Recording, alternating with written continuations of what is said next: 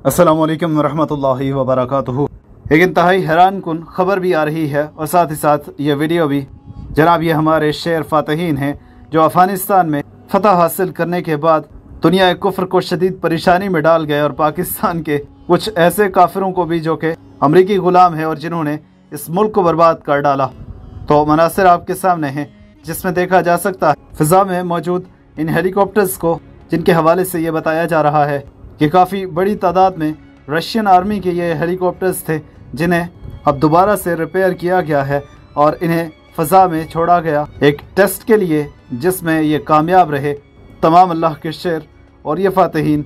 इसी तरह अमेरिका काफ़ी ज़्यादा असलहा छोड़ कर गया था, उसे भी इस मामले में अब हैरत होगी कि ऐसा स्टेबल हो रहा है ये अफ़गानिस्तान। कोई समझ नहीं पा रहा कि कैसे ये सब हो रहा। बहरहाल दूसरी साइड पे अपने पाकिस्तान को देख लीजिए, अमरीकी ग़ुलाम सर झुकाए हर काम वो कर रहे हैं जिससे पाकिस्तान बर्बाद हो। मुखलिसी नहीं है ना, ईमानदारी नहीं है, वरना इस मुल्क से ये लोग खुद भी अरबों खरबों डॉलर्स कमा सकते हैं और मुल्क भी खुशहाल हो सकता है।